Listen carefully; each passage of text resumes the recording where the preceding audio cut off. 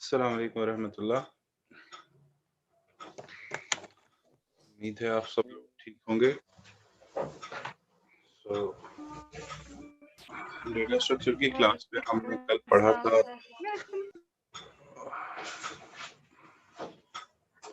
Linked structures या structure pointers के बारे में। स्ट्रक्चर को कैसे एक पॉइंटर बनाते हैं और उस पॉइंटर से कैसे हम दूसरे स्ट्रक्चर्स को लिंक करते हैं, थोड़ा सा इंट्रोड्यूस किया था इस बारे में कल। आज इसी टॉपिक के थोड़ा सा हटके पहले एक और चीज हमें सीखनी पड़ेगी, उसके बाद हम प्रॉपरली ये टॉपिक पढ़ सकते हैं। That is we have to study today about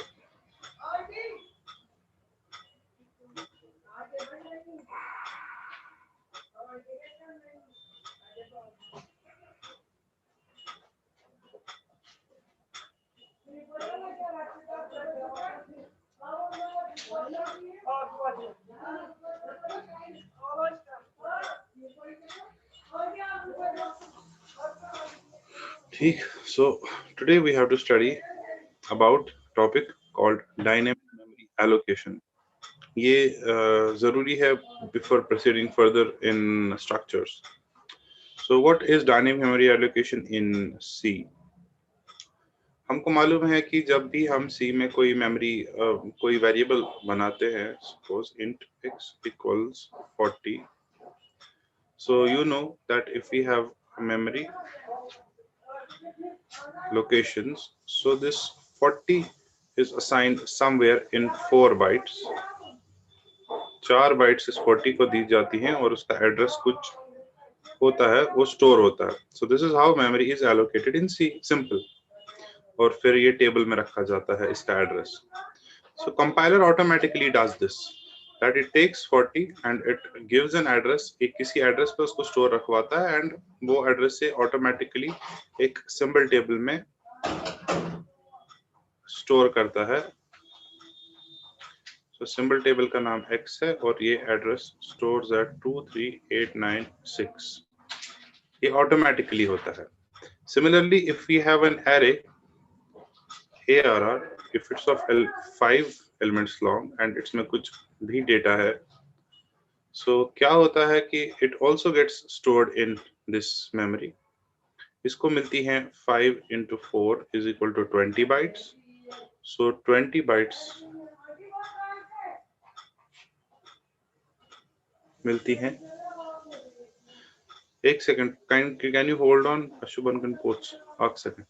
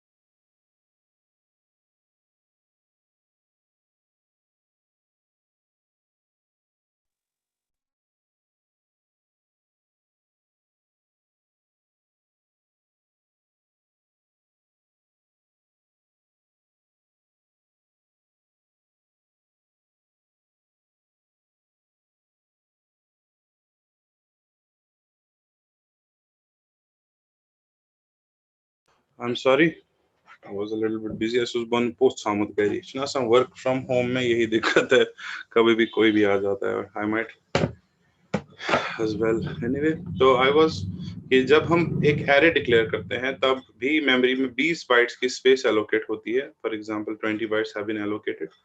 And इसका भी कोई address होता है, suppose 2691136, और compiler ये automatically करता है. Okay, so इसको 20 bytes की space मिलती है, लेकिन सिर्फ base address का address store होता है. लेकिन इन सभी cases में जो memory allocate होती है इसको हम static allocation कहते हैं.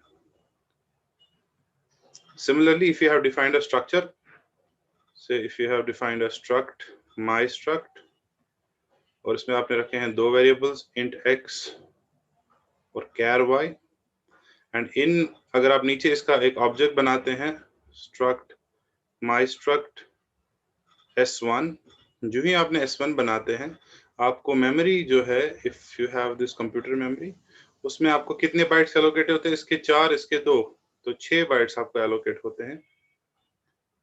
और it has also an address, so this is stored as struct my struct s1. इसका एड्रेस होता है से 269319. so इन सभी केसेस में चाहे आप नॉर्मल वेरिएबल, चाहे आप एरे, चाहे कोई स्ट्रक्चर वेरिएबल, सारे केसेस में जब भी मेमोरी एलोकेट होती है इस सब को स्टैटिक एलोकेशन कहते हैं. स्टैटिक एलोकेशन का मतलब होता है कि ये सारी एलोकेशन जब होती है it happens at the start of a program या किसी स्टेटमेंट के लिखने से. डायनेमिकली नहीं होती है. इसका वर्सेस है dynamic allocation. Dynamic allocation, it is different from static allocation in that dynamic allocation में you run time पे जब प्रोग्राम चल रहा होता है उस टाइम पे आप डिसाइड करते हैं कितनी मेमोरी हमको चाहिए. फॉर एग्जांपल एक एरे डिक्लेयर करते हैं आप. जब भी आप एक एरे डिक्लेयर करते हैं so you know this size, चाहे आप यहाँ 3 लिखे, चाहे 6 लिखे, चाहे 8, ये आपको फिक्स करना पड़ता है ये साइज पहले ही. सो वी वांट कि जब प्रोग्राम चले, प्रोग्राम चल रहा है, हम यूजर से मांगते हैं आपको कितने बाइट चाहिए. तो यूजर एक नंबर दे, नाम, इतने एलिमेंट्स मुझे स्टोर करने हैं, तब मैं एरे उतने ही एलिमेंट्स का स्टोर करूं. But this will not work in Java, that in see that हम बीच रास्ते में मेमोरी को एलोकेट करें. सो this is called static memory allocation. Again, Post is calling me. I request you to wait for 5 minutes. I'll continue the class after 5 minutes.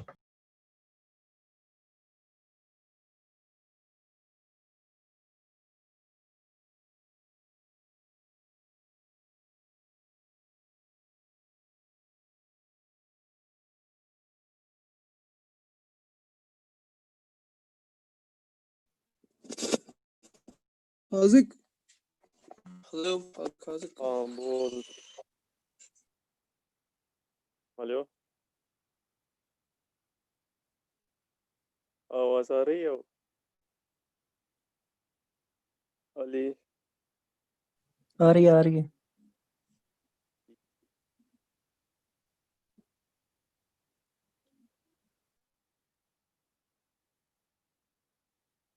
बोल.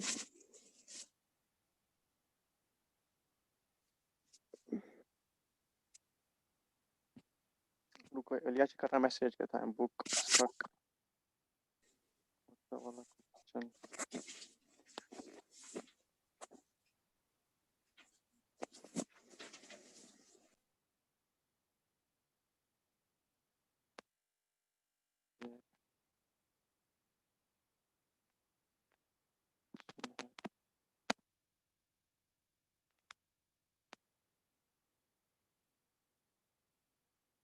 माना class दी फिर कल? Sorry, ये कंडक्ट किए तो ने फिर क्लास? हाँ, कितनी देर तक? 6:30 तक.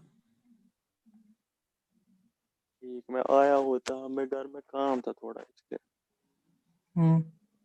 मुझे आया था, तू निकल गया ना वापस फिर. वहाँ था ही नहीं कोई. अच्छा, वहाँ था ही नहीं कोई, तू भी नहीं था वहाँ पे. अगर मैं लेट गया हम्म, 6:15 शायद। अगर तू अभी भी जाएगा ना वहां भी अभी भी कोई नहीं होगा। हाँ स्टूडेंट्स, मैं इफ यू अलाउ मी, मैं 12 बजे क्लास ले सकता हूँ। I can continue till 15 minute, मुझे काम है। तो पौने ओके 12 बजे हैं। कोई बात नहीं सर। Okay sir. आप वेट करो।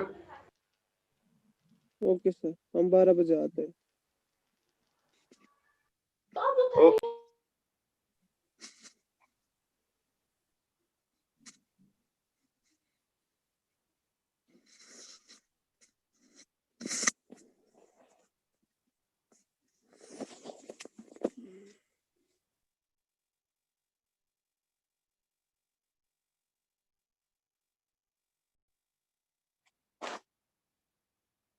नहीं है irrelevant।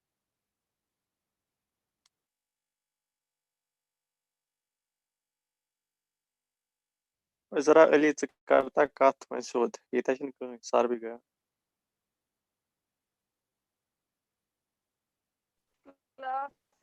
Class is live.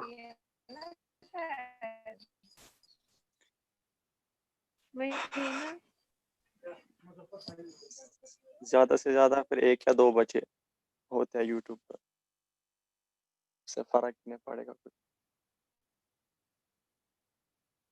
Nashir और तू ठीक है? बस अच्छे से। तू क्या सुना? भाई, फोन ना कुछ। मुझे तेरा नंबर ही नहीं है। मेरे को है तेरा number. Hello hello, let us continue. Sorry, मेरा काम जल्दी से कंप्लीट हो गया। आई रियली अपोलोजाइज, ऐसा नहीं होना चाहिए क्लास में, but still. So I was like, अगर हम ऐसा करना चाहे कि हम रन टाइम पे किसी भी चीज को मेमोरी सी में देना चाहे, तो एक दिक्कत हो जाती है हमारे लिए कि हम ऐसा नहीं कर पाते हैं। सो अगर हम एग्जाम्पल के तौर पे कंपाइलर खोलें, 2 minute. So we'll open the compiler, एक सेकंड।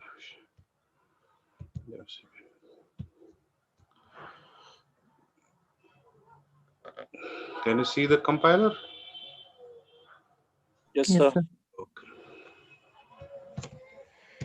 देखिए, so if we have a simple program hash include stdio.h, so if we try to allocate memory at runtime, we'll see what happens.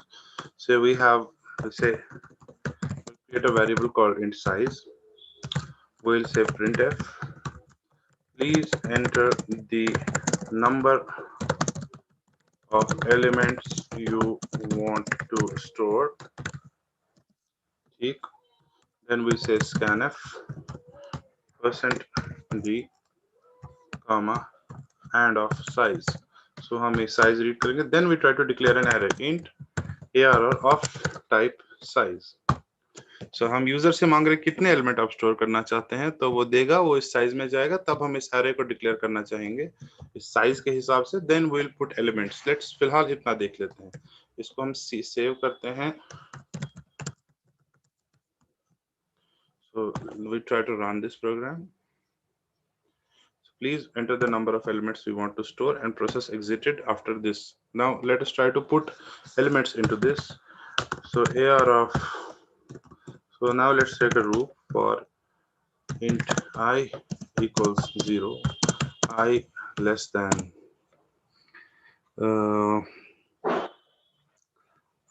size, I plus plus, ARR of I, मैं एक random number डाल देते हैं. So this rand is a function that is available in stdlib.header. This gives us a random number. So ये often testing के लिए use किया जाता है. ठीक है. So once I have stored these elements and I will try to print the elements of the array, printf. So the array के elements are %t comma here of I. So what I am trying to do is I am trying to allocate memory to this array dynamically. मैं इसको dynamic तरीके से memory allocation करना चाहता हूं. तो मैंने एक एरे लिया, उसका साइज मैंने siz रखा, जो कि डायनेमिकली यूजर दे रहा है लास्ट मोमेंट पे. or in between I'll create also some variables. Int x is equal to 33. ये मैं ऐसे temporary कर y equal to 44. ठीक है? Okay. So let us run this code.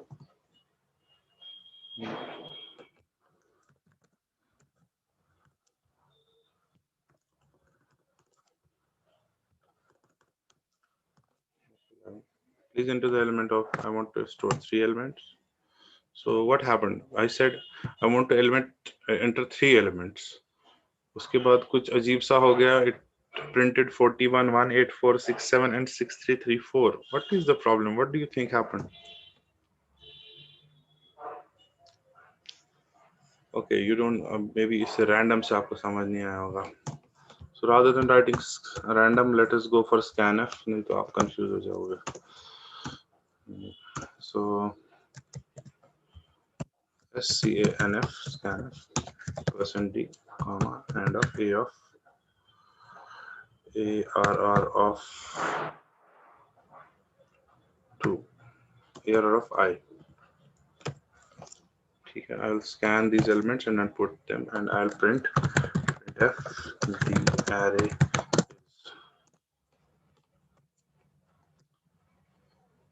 Okay, I'll run this code. Enter the element. I want element 3 elements. पहला I want to element 12, then I want to enter 13, then I want to enter 14. The array is 12, 13 and 14. ठीक है, ठीक से लग रहा है ना आपको? The array is, जो मैंने यहाँ पे size enter किया, यहाँ पे मैंने डाला size. So I created this array dynamically. Last run time पे मैंने size enter किया, मैंने dynamically इसका size दिया जो भी 10, 20 या 30 है, and then I created this. इसके बाद array store हो गई. Let's run this again. यहाँ पे क्या शुरू करा?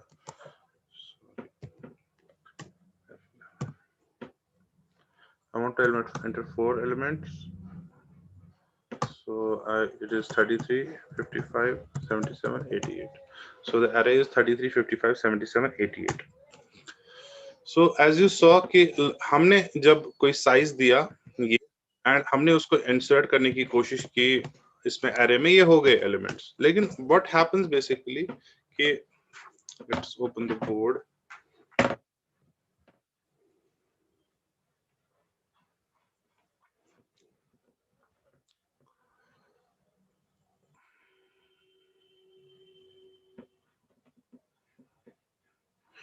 जब आप ये लिखते हैं ना ये, so this is create dynamically. आप एक एरे का साइज देते हैं डायनेमिकली, आप इसको इनिशियलाइज करते हैं. जब आप पुराने सी में जाते थे, बोरलैंड सी, इस तरह से अगर आप करते, ये अलाउ नहीं होता आपको, बिकॉज उसमें सारी की सारी एलोकेशन जो होती थी स्टैटिकली होती थी. सिमिलरली फिर आप जब इसको हो भी जाता, फिर जब आप एरे ऐसे इसमें एलिमेंट एंटर करते हैं, फिर प्रिंट करते हैं, फिर अगर प्रोग्राम में आगे आप कुछ काम करते, कुछ वेरिएबल्स डिक्लेयर करते और फिर आप एरे को प्रिंट करते, आप देखते कि एरे का कंटेंट्स बदल गए होते हैं. जैसे कि ये एरे हमने डिक्लेयर की 3 एलिमेंट की, फिर इसमें हमने 3 एलिमेंट डाले 11, 22, 33. वो मैंने अभी दिखाने की कोशिश की लेकिन वो नहीं दिखा, शायद इसमें उन्होंने ये फीचर हटा दिया है. फिर जब आप प्रोग्राम आगे जाके काम करते हैं, बहुत सारा काम करते हैं, सो आप देखते हैं फिर जब आप दोबारा नीचे बहुत सारा प्रोग्राम करने के बाद एरे को प्रिंट कर देते, it's values automatically change. It became like 99, 21, 1, 6, 3, 4, 9. आप कहते थे ये क्या हो रहा है, ये क्यों चेंज हो गए? क्योंकि एग्जैक्टली डायनेमिकली मेमोरी एलोकेशन का कॉन्सेप्ट सी में इस तरह से नहीं था. Later on they had added it for arrays, but basically जो बेसिक फंडामेंटल है उसमें नहीं था. Similarly if we have a structure, for example हमारे पास एक स्ट्रक्चर है, बनाया हुआ है हमने, इसमें 3 एलिमेंट. हम चाहते हैं इसकी मेमोरी हम ऐसे नहीं डिक्लेयर करें स्ट्रक्ट stv1, हम किसी तरीके से डायनेमिकली या रन टाइम पे इसकी मेमोरी डिक्लेयर करें या बनाएं. उसके लिए हमारे पास सी वालों ने एक फंक्शन दी है, वी हैव malloc और calloc और realloc. This is what we are going to learn today. What these functions are? These are inbuilt functions in C. called malloc, calloc, and realloc. Let us see how they work. These are used for proper dynamic allocation and they use pointers. कहीं पे भी कोई भी चीज समझ में नहीं आए तो मुझे बताना. So new share. Let's go for this whiteboard.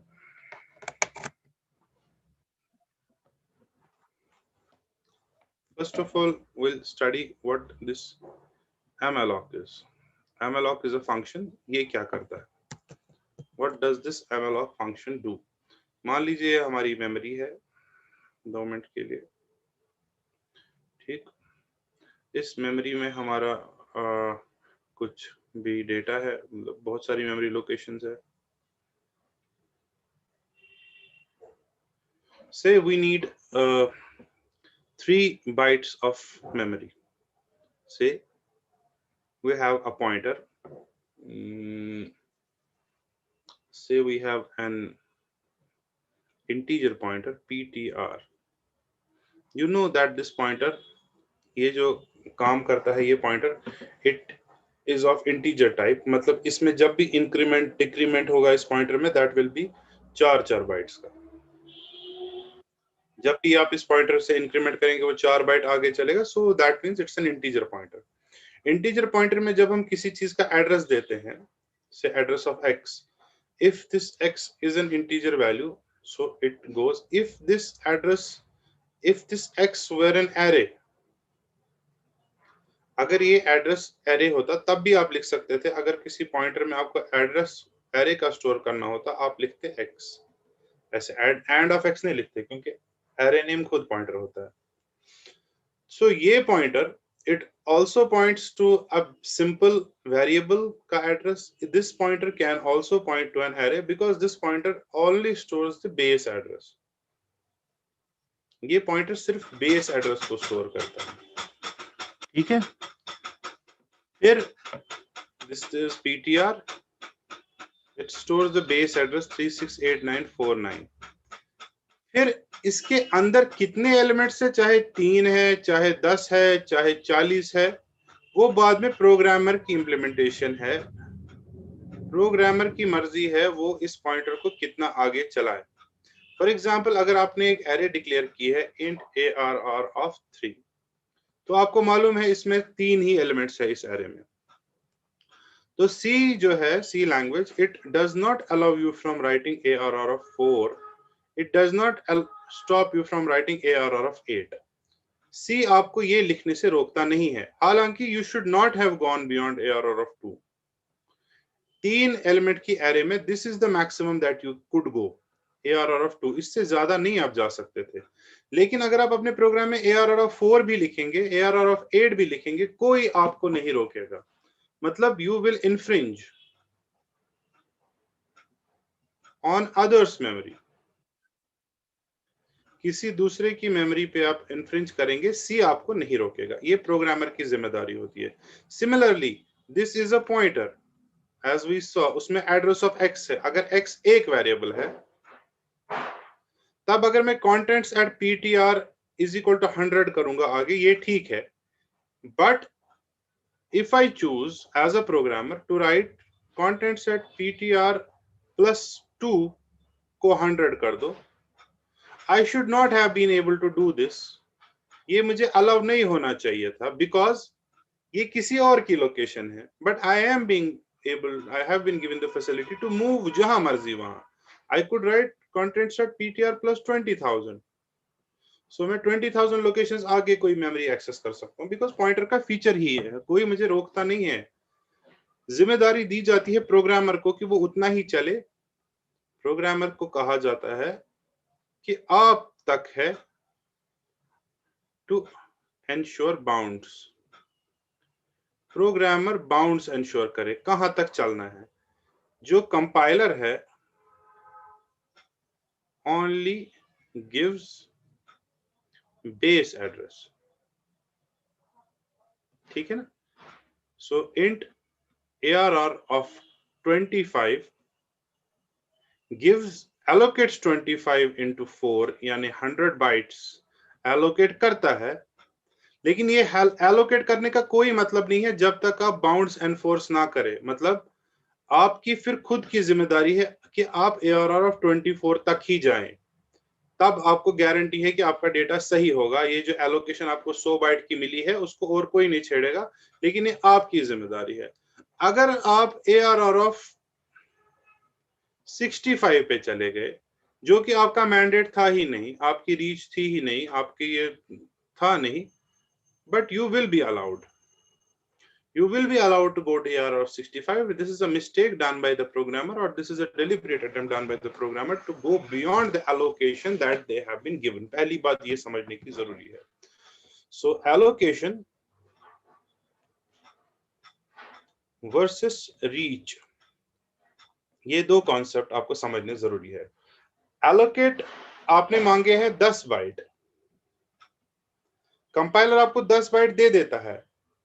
Reach आपकी खुद तक है. Reach is responsibility of programmer. Reach programmer की रिस्पॉन्सिबिलिटी है कि वो इन 10 बाइट से आगे न जाए. So allocation is a different thing and reach enforcing is a different thing. होना ये चाहिए था कि if I would have done this array of 65, it should have shown me an error. Sorry, you cannot go beyond the allocated size. But it does not. So ये सारा concept मैंने क्यों कहा एलोकेशन का, रीच का? ये मैंने इसलिए कहा ताकि जो ये अगला कॉन्सेप्ट है ये समझाने के लिए. We'll create an integer pointer, int pointer ptr is equal to, we have a function malloc 4. So malloc is a खास function. It allocates इतना bytes of memory. ये इतना bytes of memory allocate करता है and returns the address of that newly allocated memory. मैंने अभी आपको एक फंक्शन बताई rand. If I say int d is equal to rand, what does this rand do? This returns a random integer. ये एक function बनाई गई है सी में जो कि रिटर्न करती है एक रैंडम इंटीजर, उसको मैं डी में डालता हूं. ये एक रिटर्न रैंडम इंटीजर करती है. लेकिन जो ये malloc है, it allocates 4 बाइट्स या 8 बाइट्स या जितने भी बाइट्स आपने इसके आर्गुमेंट में लिखे हैं उतने बाइट से रिटर्न करता है, मेमोरी में एलोकेट करता है आपके लिए. और आपको उस सारी जितने भी इसने एलोकेट किए हैं, obviously continuous, it allocates continuous, उसका बेस एड्रेस से आपको दे देता है. समझिए, दिस इज मेमोरी. ठीक है, इसमें बहुत सारी लोकेशंस है. कहीं पे भी कोई भी कलपेट कसेगा मुझे बोलना. 2986 2987 88 89 90 91 92 93 94 95 96. Suppose these are the memory locations. Suppose you run malloc 3. So what do you say? इसका मतलब क्या हुआ malloc 3? That you are telling कि मुझे 3 बाइट दो, मुझे 3 बाइट दो. So it goes into the memory, the malloc, it finds 3 bytes for you. So it says this is byte number 1, this is byte number 2, and this is byte number 3. So it allocates these 3 bytes. ये operating system के साथ बात करके पूछता है कहाँ 3 जगह खाली है. ऑपरेटिंग सिस्टम उसको कहता है ऐसे 3 जगह खाली है जैसे एरे डिक्लेरेशन के टाइम. सो बट ये जैसे एरे में the array declaration does not return all the values that have been allocated. It only returns the first address, that is it returns 2989. ठीक है, आपको समझ में आई मैं क्या कह रहा हूं? This malloc is a special function which allocates जितने बाइट्स आप उसको कह रहे हैं कर देता है, लेकिन वापस आपको सिर्फ एक ही बाइट का एड्रेस देता है. वो हो गया starting address, that is base address. ठीक है, ये एड्रेस आपको किसी चीज में स्टोर करना है, और जब आपने इस malloc को कॉल किया, अब आपने मेमोरी एलोकेशन की, now you have to store that somewhere. Addresses can be stored in what kind of variables? They can be stored in pointers. So I'll suppose create an integer pointer. यहाँ पर मैं जो malloc है, it does not know मुझे जो ये 3 bite मांग रहा है, ये किस, इसको इसमें क्या स्टोर करना है. इसको नहीं पता इसमें इसको इंटीजर स्टोर करना है, इसको नहीं पता इसमें इसको कैरेक्टर स्टोर करना है, इसको नहीं पता इसमें इसको फ्लोट स्टोर करना है, इसको कुछ नहीं पता, इसको इवन ये नहीं पता इसमें इसको स्ट्रक्चर स्टोर करना होगा. इसको शॉर्ट में पता है मुझे इसने मांगे हैं 3 बाइट, मुझे इसको 3 बाइट देने. ठीक है. सो ये उठा के उसका बेस एड्रेस देता है. इट डज नॉट नो कि कितने इसको कितना कितना चलना है. Now it is upon the programmer to know ये एड्रेस किस लिए वो यूज करे. सो मैं चाहता हूं कि मैं ये इंटीजर पॉइंटर में स्टोर करूं this address. So now I have a ptr which points to address number 2989.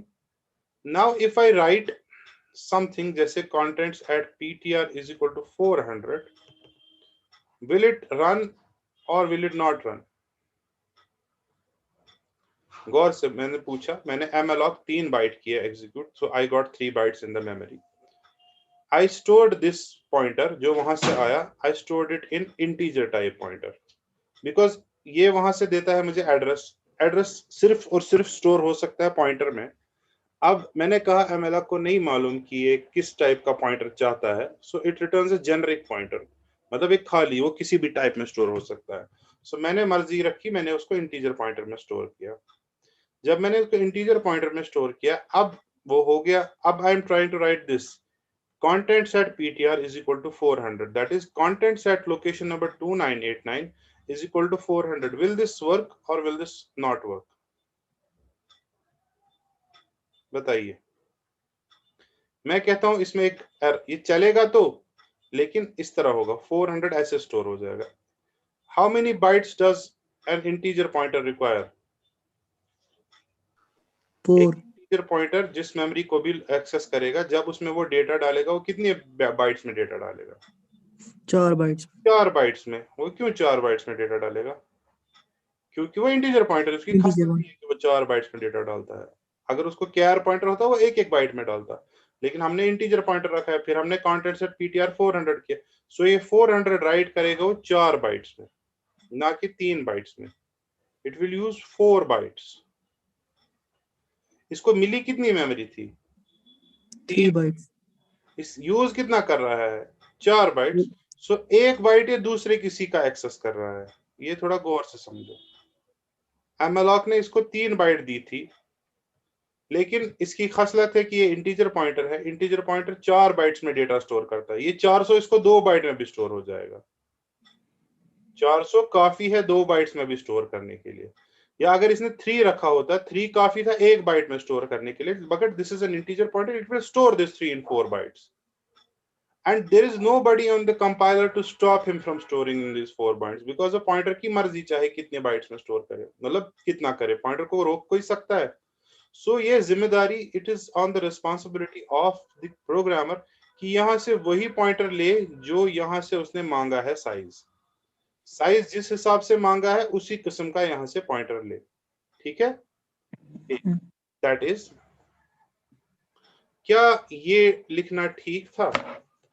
if I would write int star ptr is equal to malloc 4, was it okay या ये गलत है? 4 बाइट मांगे और integer pointer में store किया, ये ठीक है गलत है? ठीक है. Yes sir. ठीक. अरे ठीक है. शाबाश. मैं लिखता malloc 5, क्या ये ठीक है गलत है? ठीक है सर. नहीं, 4 बाइट. ये गलत, ये गलत है. ये गलत क्यों है वो मैं बताऊंगा, इसीलिए मैंने बताया था. ये गलत इसलिए है कि आपने मांगे हैं 5 बाइट मेमोरी में. सो malloc उठा के आपको 5 बाइट दे देता है. ये वाला बाइट, ये वाला बाइट, ये वाला बाइट, ये वाला बाइट और ये वाला byte. It gives you 5 bytes. So this goes into this integer pointer. Suppose इसका लोकेशन है 39164, सो आपको 39164 लिखा जाता है. Then you write contents at somewhere, आपने प्रोग्राम में आपने लिखा contents at ptr is equal to 96. So how many bytes will this use? This will use 4 bytes. Yes, sir. आपको allocate हुई है 5 bytes. तो कोई बात नहीं है, इन 4 bytes में ये store हो जाएगा. 1 byte बच जाएगी. ठीक है ना? आग Yes, sir. byte पूरा है. ये 4 बाइट में मैंने स्टोर किया जो मुझे डेटा करना था. 1 byte I have extra. Why did I then if I did not, उस 1 बाइट का मैं क्या करूंगा? ये उसमें आख बाइट हो रही है ना. Can this pointer do anything with that 1 byte? Can this use in future? इस फ्यूचर में क्या ये पॉइंटर उस 1 बाइट को यूज कर पाएगा? नहीं, ये चाह कर भी यूज नहीं कर पाएगा उस 1 बाइट को. इसके बनिस्बत अगर लिखा होता malloc 8, अगर लिखा होता malloc 8, तब इसको मिलती 4 और फिर और 4 बाइट्स. ठीक. सो जब उसने लिखा contents at ptr is equal to 96, it used 4 bytes. उसके बाद इसको बची और 4 बाइट्स. होता है ना सिस्टम्स आख बाइट अवेलेबल. क्या 5 बाइट सिस्टम्स वन छेमिस बे 4 बाइट अवेलेबल. वन छुस बे यो है सवाल प्रश्न. ये है क्या वनी मन 4 बाइटन इस्तेमाल कर दियो है pointer. Yes, sir. Yes, sir. ये कित पॉइंट करे मैं इस्तेमाल ये करे या करे कंटेंट ptr से इंक्रीमेंट या करे इस point contents at ptr plus 1 is equal to 230. So it will store here 230 because this 230 will require another 4 bytes. 96 it has stored in first 4 bytes. 230 it will store in another 4 bytes. It had become possible because इसने 8 byte मांगी थी. ठीक है. तो 5 bite मांगने का कोई ये तो चलेगा, प्रोग्राम नहीं चलने की तो बात ही नहीं है. लेकिन 5 बाइट अगर आप मांग रहे हैं फिर आप इंटीजर पॉइंटर में दे रहे हैं, it doesn't make any sense because आपका जो 1 बाइट बचेगा दैट इज वेस्टेज. इस 1 बाइट को आपने मांगा ही क्यों जिसको आप वेस्ट करने वाले हैं. यू अंडरस्टैंड मैं क्या कह रहा हूँ? Yes, Yes, sir. sir. मैं ये क्यों इतना सारी कहानी इस तरह लंबी लंबी तरीके से बता रहा हूँ, क्योंकि एक प्रोग्रामर को मेमोरी का कॉन्सेप्ट क्लियर होना चाहिए. मैं आपको सीधे मैलॉक भी दिखा सकता हूँ फिर करता कैसे, लेकिन मेमोरी समझना बहुत जरूरी है. और क्यों जरूरी है, कैसे जरूरी है. क्या Yes, sir. मैंने जो 2 बाइट्स मांगी है मैंने लिखा था यहाँ पर int star ptr is equal to malloc 8. That means मेरा ये पॉइंटर केपेबल हो गया 2 लोकेशंस को एक्सेस करने का. हो गया ना. ये ऐसा ही था ना अगर मैंने ऐसे लिखा होता int arr of 2. ये पॉइंटर जो arr पॉइंटर है, arr is also a pointer, ये भी केपेबल था ना 2 लोकेशंस के लिए. Yes, sir. So this arr 2 was also for 2. इस तरह का कोड लिखने से जो मैंने अभी नया नया लिखा ये वाला, this ptr has now become equivalent to this array. This point ptr can now access 2 locations.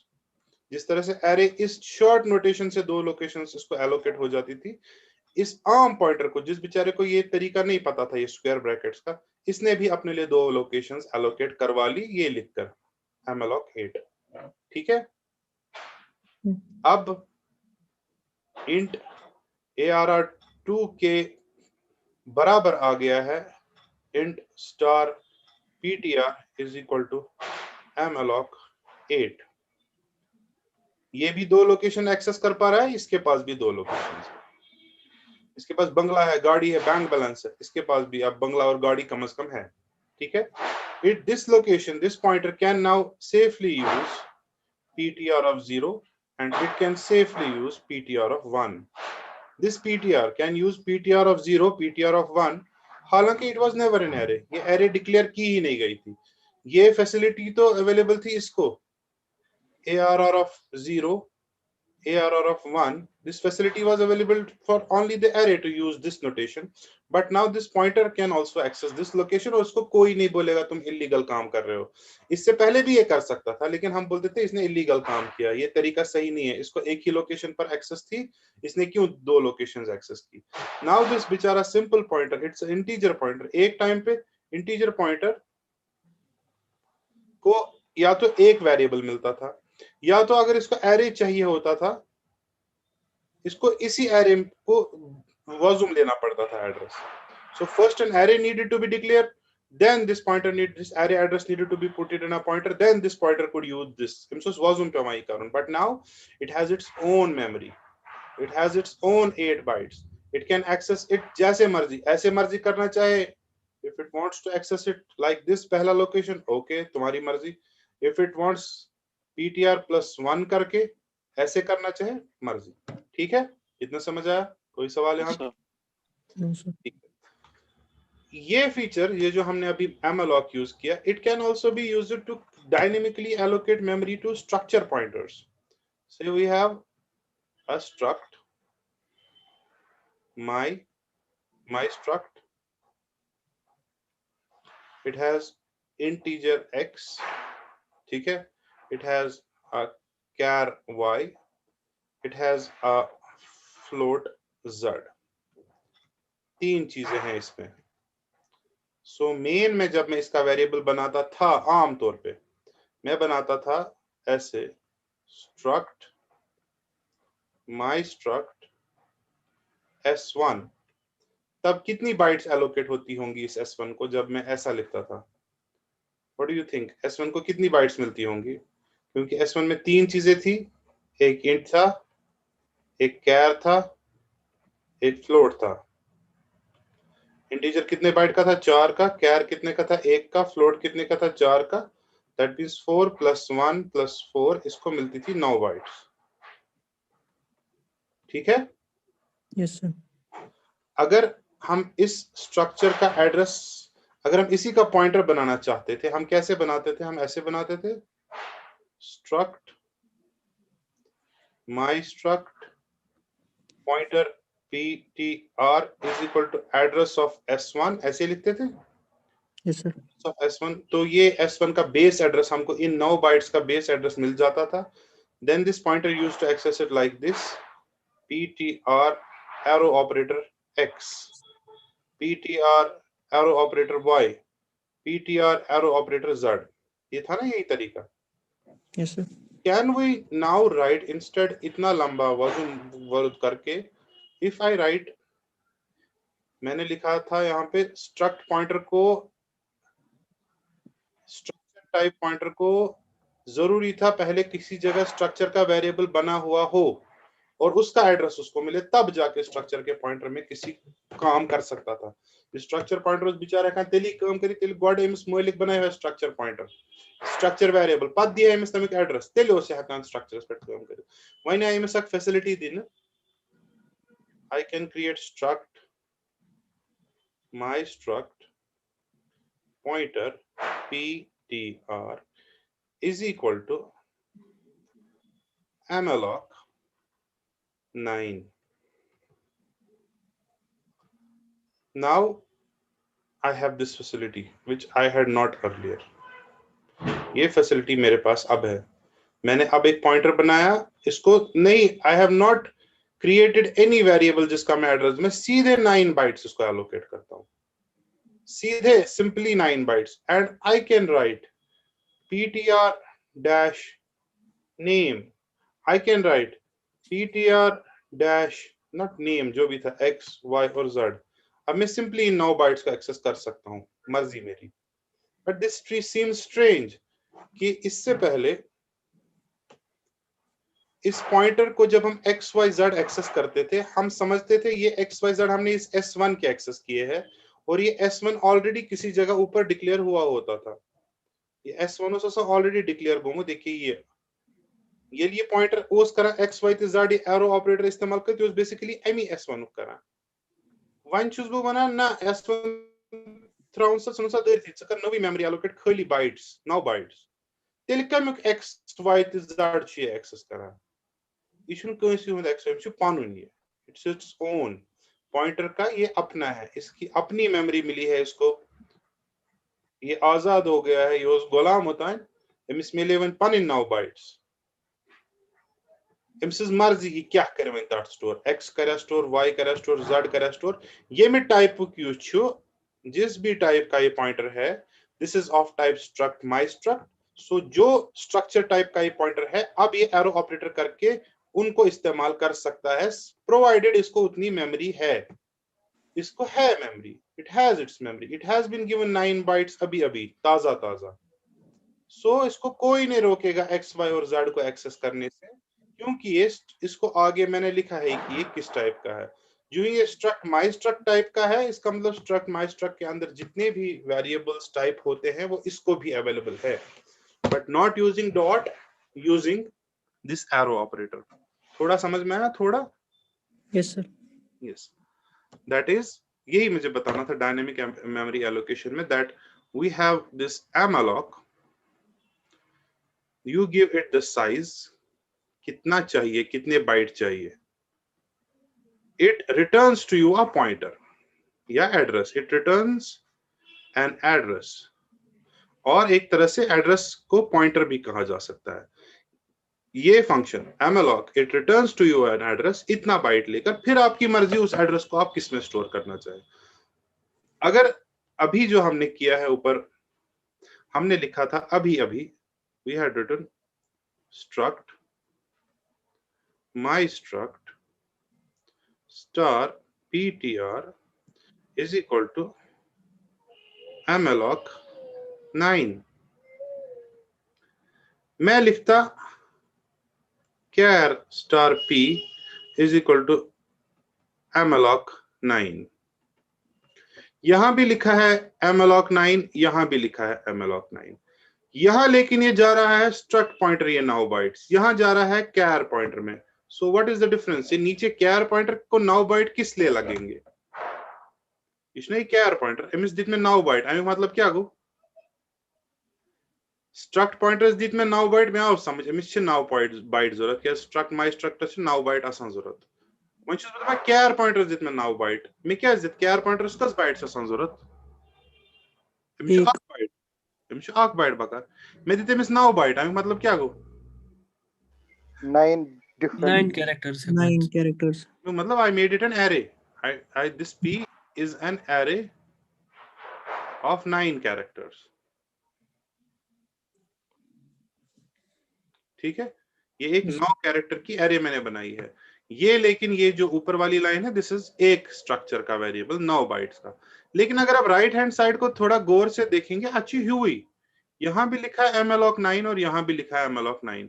This malloc does not know, इस malloc को नहीं पता कि जो मुझसे 9 बाइट मांगी जा रही है, ये किस लिए प्रोग्रामर इस्तेमाल करेगा। ये प्रोग्रामर एक स्ट्रक्ट पॉइंटर को देगा, या ये प्रोग्रामर एक कैरेक्टर एरे को देगा। और देखो कितनी फर्क है, अगर प्रोग्रामर इसको स्ट्रक्ट पॉइंटर को देगा, कल को प्रोग्रामर को जब इसमें से एक्सेस करना है location, he will use like this, ptr का x, ptr का y, ptr का z, इन्हीं 9 बाइट्स को। और अगर यही 9 बाइट्स इसको दी गई कैरेक्टर को, it will use it like this, contents at p is equal to something, contents at p plus 1 equals something, या p of 2 equals something, या p of 3। यही 9 बाइट्स इस तरीके से भी एक्सेस कर सकते हैं अगर हमने वो कैर पॉइंटर में डाला है। यही 9 बाइट्स हम इस तरह से भी एक्सेस कर सकते हैं अगर हमने वो स्ट्रक्ट पॉइंटर में डाला है, डिपेंडिंग लेफ्ट हैंड साइड क्या है। इन 9 बाइट्स का इस्तेमाल उसी टाइप से हो, बाइट्स तो बाइट्स है, उसमें कुछ भी जाएगा, है ना। आपके पास बर्तन है घर पे, आप बर्तन में रेत रखो या गोश्ताब थे तो या कहीं थे तो बान बान तमिस राटुन डेटा, तमिस पत तय तुल तो त्रामो सरपोश तुम करतो सो इस्तेमाल dustbin, so will the tramo sarposh stop you? Why are you using me as a dustbin? I am supposed to sit on top of a trami in a vazwan? No. So it depends on the programmer on how to use this allocation. This malloc bichara just gives you a generic pointer. This malloc just returns to you a generic address and itna bytes. ठीक है, यही मुझे सिर्फ समझाना था। malloc returns a generic address of how many bytes। आप इसको किस में डालेंगे वो आपका कल दूध है, ठीक है। आप इसको कैसे इस्तेमाल करेंगे इन 9 बाइट्स को, it depends on you. Now exactly इसको कैसे इस्तेमाल किया जाता है, हम ऐसे नहीं, हम आप जब असल में प्रोग्राम देखेंगे, suppose if you want to have N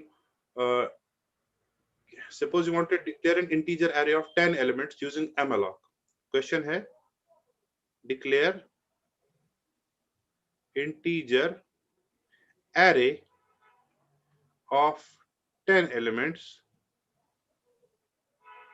using malloc? ये सवाल है। Declare integer array of 10 elements using malloc कैसे करेंगे?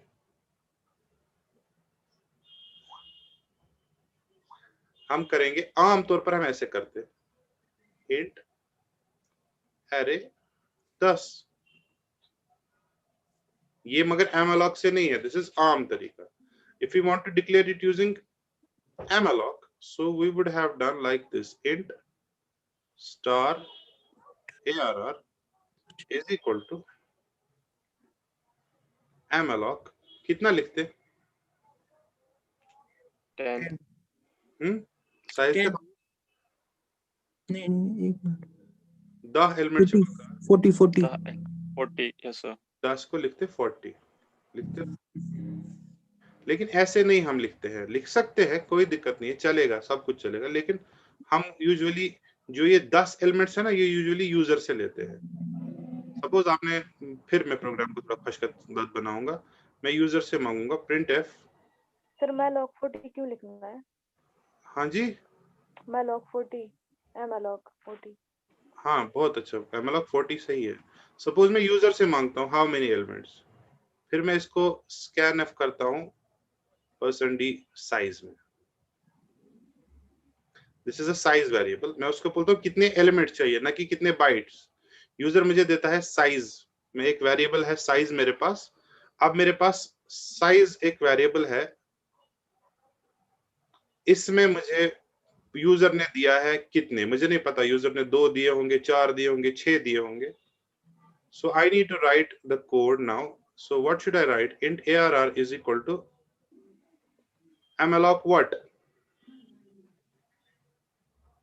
यूजर ने मुझे दिया है साइज, मुझे नहीं पता यूजर इस, मेरे पास वेरिएबल है size. I don't know user run time पे साइज में क्या देगा, 2 देगा, 4 देगा, 8 देगा। सो मुझे चाहिए यहाँ malloc यूज करके मुझे उतने बाइट्स एलोकेट करने हैं। लेकिन अगर यूजर देगा 2, तो कितने इधर होगा? अगर यूजर ने 2 बाइट्स साइज में 2 दिया, तो how many bytes we required? 8 8 3 देगा, 3 into 8, 3 into 4। अगर 4 देगा, 4 into। So Four. In other words we can write, जो इसने साइज लिया है मल्टीप्लाई बाय 4, 4 है ना? सो अगर इसने Yes, sir. साइज में 2 दिया, it will be 2 multiply by 4, ऐसे देखोगे आप आमतौर पे, ठीक है? या इसको और जनरल टर्म्स में ऐसे लिखा जाता है, int star arr is equal to malloc size multiply by size of int। यहाँ पर फिर लोग बोलते हैं क्या खुशकता चाहिए, but don't worry, this is just कितने बाइट्स चाहिए। के लिए फॉर्मूला है कितना elements multiply by size of int। Now this is another function, size of function, size of int। Size of function returns how many bytes something is।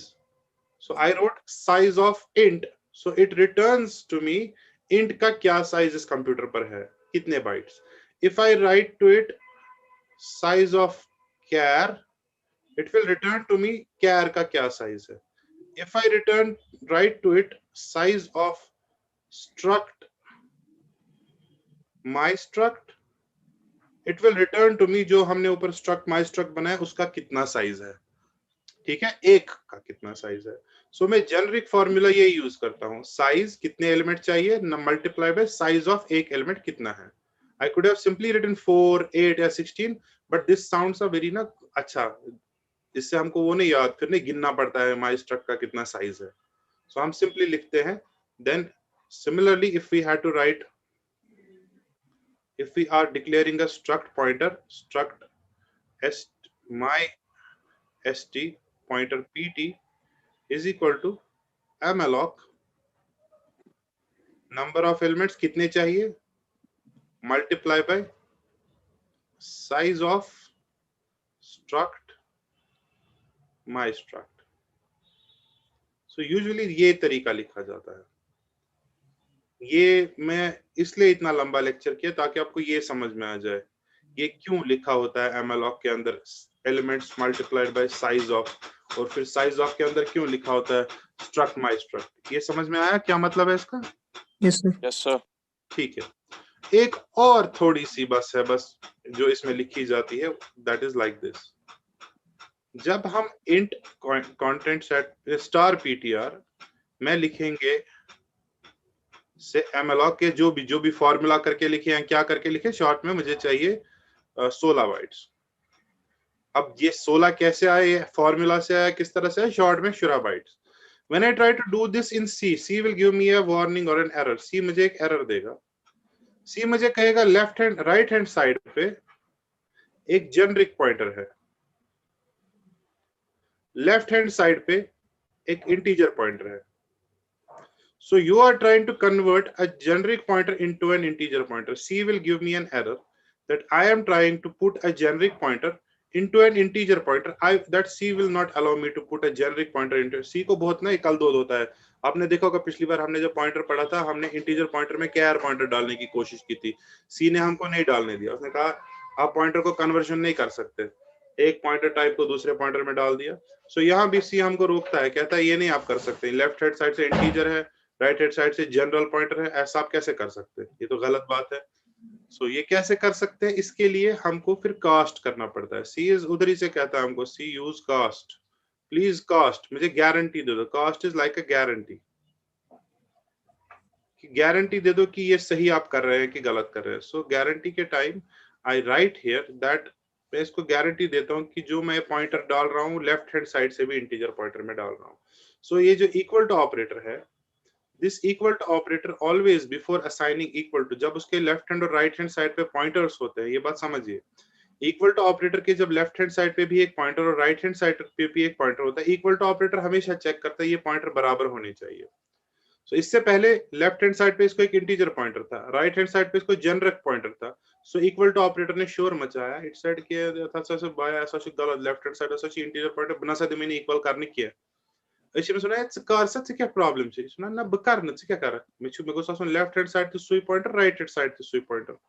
बस मेलाकस वना मेलाक भैया यह हसा दिवान इक्वल कर दप यह मेलाक वना तमिस क्या प्रॉब्लम है, तमिस वन बस जेनरिक पॉइंटर बस कुन त मज हेकान insert गसित।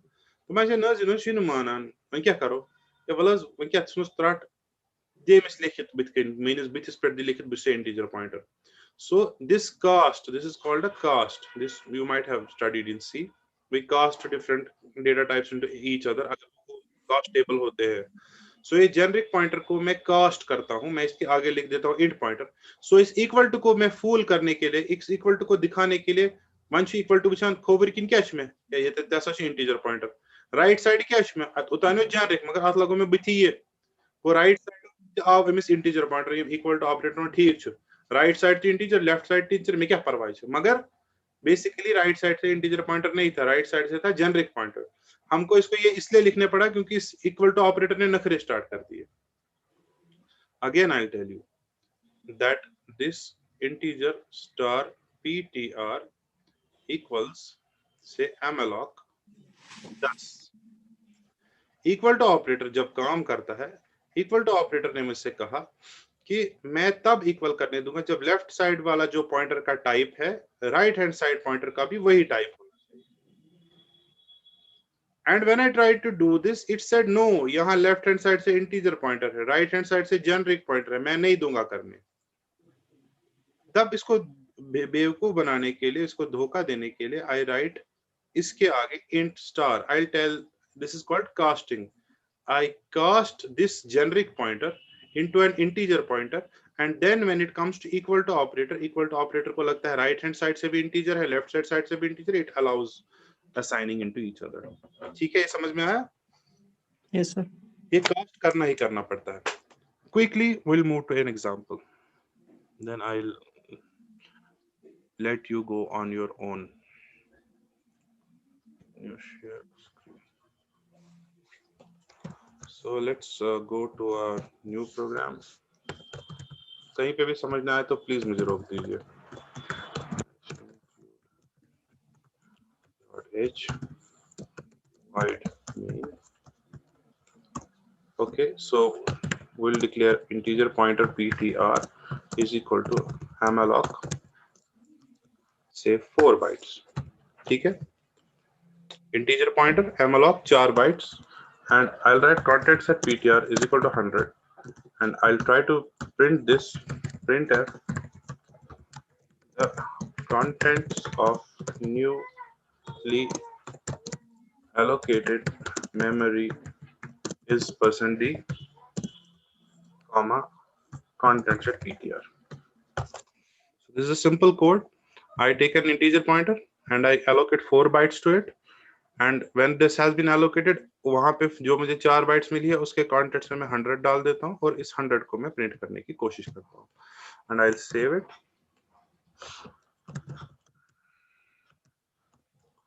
So I'll run this. So the contents of newly allocated memory is 100. ठीक है, कोई दिक्कत नहीं हुई, आराम से एक्सेस हो गया। ये 4 लिखने से बेहतर है कि हम लिखते 1 into size of int. So ये भी वही बात है, 1 into size of int is also equal to I could have written what 4 f11. So the contents of newly allocated memory is 100. ठीक है, okay. Now if I have a structure here, struct my struct. So I have an integer, say roll number. I have a char, say name. So what is the size of this structure? This is 4 plus 1 is 5 bytes. So I'll declare a variable of this type. No, I'll declare a pointer. Struct my struct pointer pt is equal to malloc. कितने bytes चाहिए? 4 और 1 हो गया 5 bytes, ठीक है। ये सही है लिखना? Struct my struct pointer malloc. असली तरीका क्या रहता? The good thing, good अच्छा प्रोग्रामर would have written, एक चाहिए मुझे size of struct my struct. So it automatically will calculate the struct my struct size और आपको error आने के कम chances है, but you could have also written malloc 5. तो फिर ये but this is a good, इसमें error आने के कम chances में इस calculation के कम chances है। So मैंने किया ये करने के बाद suppose I'll change the contents. So I'll see pt का roll number is equal to 200, pt का name क्योंकि ये कैरेक्टर है, ठीक है। Okay, so I will print these two after ये सब काम करने के बाद। The contents of newly allocated integer is ये, और मैं the contents of newly allocated structure pointer, इसमें 2 है, are %d and %c, ठीक है। So और ये %d %c I'll say यहाँ पे लिखूंगा मैं ptr arrow पहले roll number and ptr arrow name, ptr हो सके pt हो, pt roll number and pt name, ठीक है। और भी pt है, ptr सर, ठीक है। ओके, यहाँ तो मैं इंटीजर का दिखा रहा हूँ और यहाँ मैं इसका दिखा रहा हूँ पॉइंटर का। So I run this. So the contents of newly allocated integer is 100 and the contents of newly allocated structure pointer are 200 and x, ठीक है। So how did this happen? मैं ये कैसे कर पाया? pt roll number, pt name, ये तो इसका मैंने कुछ स्ट्रक्चर में तो सिर्फ पॉइंटर बनाया था और पॉइंटर में मैंने मेमोरी एलोकेट की थी using this 1 into size of my struct, ठीक है ना। बिकॉज ऑफ दिस अभी जो मैंने आपको लास्ट में बताया, ये जो कास्टिंग वाला है, ये है ना, ये जो कास्ट मैंने बताया कि आपको कास्ट करना पड़ता है, लेफ्ट साइड से जेनरिक पॉइंटर है, राइट साइड से जेनरिक पॉइंटर है, यहाँ पे बिना कास्ट के चल गया। कास्ट से मेरा मतलब है कि I should have written struct my struct pointer, यहाँ पे मैं ऐसे लिखना था मुझे, और यहाँ पे लिखना चाहिए था मुझे int pointer. This is called casting. इससे बहुत लंबा बन जाता है ये प्रोग्राम। तो ये भी वही बात है। ये तरीका जो है ये वाला कास्ट का, अभी वाला जो कंपाइलर मेरे पास है, इट यूजेस द GNUC, उसमें ये ऑटोमेटिकली कास्ट कर देता है एमएलओक को। जेनरिक पॉइंटर किसी में भी जा सकता है, लेकिन जो पुराना सी था बोरलैंड का या जो भी, उसमें आपको जेनरिक कास्ट में प्रॉब्लम आ जाती थी। That is why you needed to cast it explicitly. आपको एक्सप्लिसिटली बताना पड़ता था। इसीलिए आप बुक्स देखेंगे कई सारी, उसमें ये जो एमएलओक का सिंटैक्स होगा वो ऐसे लंबा लंबा सिंटैक्स होता है, जिसमें कास्ट का इस तरह से आगे कास्टिंग की जाती है। तो इंसान बोलता है ये क्यों लिखा है यहाँ पे int pointer. So I explain to you. ठीक है, ये समझ में आया? Yes yes sir. सर। थोड़ा सा ना, ज्यादा तो नहीं आया होगा, बट थोड़ा सा मेरे ख्याल से उम्मीद है कि आ जाए। So it was better that you can write like this simply. और यहाँ पे भी ये लिखने से बेहतर would have written like this। ठीक है, so it will allow you to do जैसा भी मर्जी हो। ये मैंने क्यों किया, डायनेमिक मेमोरी एलोकेशन क्यों सिखाया, क्योंकि ये हमें लिंक्ड लिस्ट सीखने के लिए जरूरी है। हमें एक लिंक्ड लिस्ट जब हम क्रिएट करते हैं, हम एक एक स्ट्रक्चर का, जो एक एक स्ट्रक्चर के लिए एक एक वेरिएबल डायनेमिकली रन टाइम पे क्रिएट करते हैं, एक और एक और एक और उसके एड्रेस पिछले वाले स्ट्रक्चर में स्टोर करते हैं। इसीलिए किया हमने, ये सीखा कि डायनेमिक एलोकेशन से कैसे हम एक पॉइंटर के लिए, एक स्ट्रक्चर के लिए कैसे मेमोरी एलोकेट कर सकते हैं, एक स्ट्रक्चर पॉइंटर को using malloc। You also have a function called calloc। You can also use a calloc function। So इसमें calloc में क्या क्या है, इसमें ये भी देना पड़ता है वेरिएबल भी, too few arguments to calloc। calloc में शायद आपको ये भी देना पड़ता है कितने number of arguments. calloc also initializes it to 0। I'll show you tomorrow calloc, बाकी में इनके इसमें ज्यादा कल। We also have another function called realloc। It reallocates a pointer to a new size। अगर इससे पहले पॉइंटर को 2 साइज था, अब हम इसको एक्सपेंड करना चाहते हैं, 6 बनाना चाहते हैं। So reallocates a pointer। We also have a function called free। It frees a pointer space। जो एक पॉइंटर ने जितनी मेमोरी पकड़ी हुई है उसको ये फ्री कर देता है। So these are different dynamic memory allocation things in C, but we are only concerned about malloc memory allocation। So this is how memory allocation is done dynamically। We can wish, we can take one, we wish, say I want to create another array। suppose arr is equal to, अब मैं 4 element का array बनाना चाहता हूँ। what should I write? 4 into size of। so this arr becomes an array of 4 elements। so I can simply write now arr of 0 is equal to 2। I can write arr of 1 equals 100। या अगर मैं उस तरह से पसंद करूं, मैं ऐसे भी लिख सकता हूं contents of arr plus 2 is equal to 200। so both of these methods I can use to print this array। so this becomes an array। so what if जो पिछला प्रोग्राम था जहां मैंने कहा था ऐसे, please enter the number of elements you want to store, user ने किया था size, so I declared this simply size।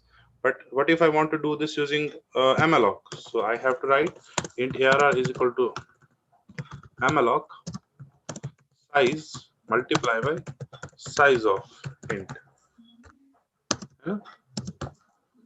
जितना भी यूजर ने दिया साइज, जितने भी elements multiply by size of int, मतलब 4 बाइट्स, उतने बाइट्स उसका एलोकेट हो जाते हैं। And then I use this. If I run this program, कैसा हुआ? Initialization makes pointer without a cast। ये warning Aidich। This should have been a pointer here। I wrote ARR। This is the error। I यहाँ पे ARR लिखना था pointer, because ये return करता है pointer। It cannot go into an integer। I run this। Please enter the elements, number of elements। I want to store 5 elements। The first is 90, then 123, then 78, then 98, then 12। The array is 90, 123, 78, 98 and 12। ये array dynamically allocate हो गई using malloc। ठीक है, but malloc का real जो essence है वो array में नहीं दिखता है। एमएलॉक का रियल जो है वो नजर आता है ये स्ट्रक्चर पॉइंटर को। स्ट्रक्चर पॉइंटर को मेमोरी देने से एमएलॉक का ये आता है नजर कि इससे we could have written simply size of और 1 into size of. Size of से भी दिखाएगा ये कितना है, या लिख सकते हैं सीधे 7, लेकिन बेटर है कि साइज ऑफ। शॉर्ट में आज की क्लास का मकसद कि एक स्ट्रक्चर पॉइंटर को डायनेमिकली मेमोरी कैसे एलोकेट की जाती है। अगर ये नहीं करना था then we should have done like this. We would have done struct my struct s1 bus, and then we would have written pointer pt is equal to address of s1. इन दो lines के बजाय हमने लिखा ये line. So line number 10 seems unnecessarily complicated than line number 8 and 9, which seem very straightforward. Line number 10 seems a very, कान को इधर से पकड़ना उल्टी पर, फिर वो योगासन करना, फिर प्राणायाम और सारी चीजें एक साथ करना, but it has its benefits. Trust me, we'll see those benefits tomorrow. Why we prefer to allocate memory to a structure pointer like this using malloc rather than creating a structure variable first and assigning that to this. इसका क्या फायदा है वो हम इंशाल्लाह कल की class में देखेंगे। आज कोई सवाल है तो आप पूछ सकते हैं। So I'll put your attendance. Please mark your attendance. Okay. अगर आपका इसमें नहीं आ रहा है नाम तो आप प्लीज मुझे बता दीजिएगा कि सर मेरा नाम नहीं आ रहा। ये मैंने एलएमएस से लिए हैं। ये इसमें 2 की 3 लिस्ट है। क्वेश्चन नंबर 1 2 क्वेश्चन है। पहले क्वेश्चन में अगर है नाम तो ठीक है, दूसरे क्वेश्चन में है तो ठीक है। आपको आया अटेंडेंस आई आपके सामने? सर मेरा नाम नहीं आ रहा है इसमें। आपका नाम क्या है? उफक। उफक? जी सर। आप एलएमएस पे ऑनलाइन नहीं हो क्या? सर मैं हूँ। नहीं, वहां पे तो आपका नाम ही नहीं है उफक। सर मैं करती हूँ रोज लॉगिन। उधर ये वही लोग हैं जो वहां पे ऑनलाइन है, उन्हीं का है। तो आप सर मेरा भी नहीं आ रहा है। आपका नाम क्या है? मनान। मनान, आप एलएमएस पे शायद ऑनलाइन नहीं होंगे। No sir. आप एलएमएस पे ऑनलाइन हो जाएंगे, उसके बाद आपका नाम यहाँ पे आएगा। आई स्टिल आप मुझे आप वहां पे डाल दीजिएगा ना, क्या कहते हैं उसको, मेरे को भी नहीं। सर रोल नंबर डालना? नहीं आप वहां ना क्या कहते हैं, एक तो एलएमएस पे ऑनलाइन हो जाना, दूसरी बात आप ग्रुप पे डाल देना कि my name was not in the attendance. Okay. Okay, I am waiting for your attendances. Sir मेरे को पहले में आ रहा है, दूसरे में नहीं आ रहा है। पहले में आ रहा है, दूसरे में लिखो I have already marked my attendance.